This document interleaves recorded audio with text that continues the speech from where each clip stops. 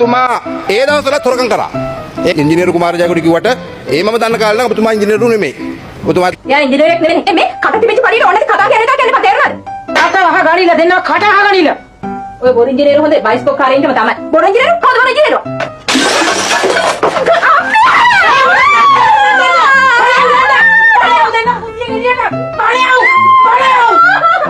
මන්ත්‍රී මම මේ කතා කරන්නේ මේ ඊයේ පෙරේද වෙච්ච හොරකමක් ගැන නෙමෙයි.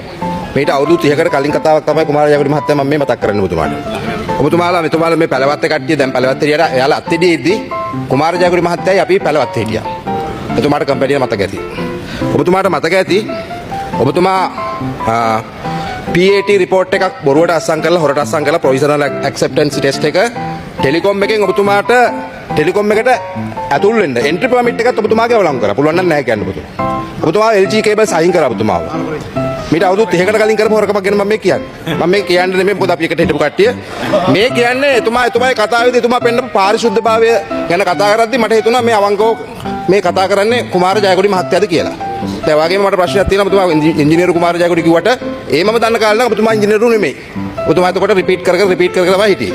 මම දන්නේ නැහැ 2013 14 එනකොට එහෙම නැත්නම් 2000 ඈ දෙන්න එකට නෙමෙයි. දෙන්න එකට හිටියනම් මම එතන ඉන්නවනේ දිගට මම හිටියේ තුමා අයින් කරනකොට. ඒ නිසා ඔබතුමාලා පැලවත්තේ නැති කාලේ මේ 223ම දන්නේ නැති කතන්දරයක් මම මේ කිව්වේ. මොකද ඔබතුමා ඒ දවස්වල තොරකම් කරා. ඒකයි ඔබතුමාට ටෙලිකොම් එකට යන්න බැරි වුණේ. ඔබතුමා නැගිලා පුළුවන් නම් කියන්න මට යන්න බැරුව ගියේ වෙන කාරණයක් ඉඳලා කියලා ඔබතුමාව තහනම් කරා ටෙලිකොම් එකට ඇතුළත් වෙන්න දුන්නා නැහැ. ඔබතුමාගේ එන්ට්‍රි පර්මිට් එකත් අවලංගු කරා. ඉතින් එහෙම කරපු ඇමතිවරයෙක් මේ වගේ chance එකක් දුන්නාම උඩ පැනලා නොගහයිද? ඈ කොරට අතන ගහලා ටෙස්ට් රිපෝට් හදපු කෙනා උපකන්ත්‍රාත්කරුවෝ එක්ක එකතු වෙලා ඒ වගේ වාසි ගන්න එතුමා හදපු ව්‍යාජ උපකන්ත්‍රාත්කරුවෝ දාලා එතුමා ආයතනයේ සබ් කොන්ට්‍රැක්ට් කරා. එහෙම කරපු කෙනා මේ වගේ ගේමක් ගහයිද කියන එක කවර කතාවද? ඒ නිසා ඔබතුමාලා මේ වෙලාවේ මේ සුද්ධ කිරීමක් කරන්නේ. මේ සුද්ධ කරලා හරියන්නේ නැහැ. මට සමහර කතාවලදී තේරුනේ ඉස්සර මහා පරිමාණ හොරකම් කරා දැන් මේ පොඩි හොරකම් වුණාට කමක් නැහැ වගේ නේද? එහෙම කතාවක් මේ ගියේ. ඒක තමයි අපි සමස්ත කතාව ඇතුලේ දැක්කේ. එහෙම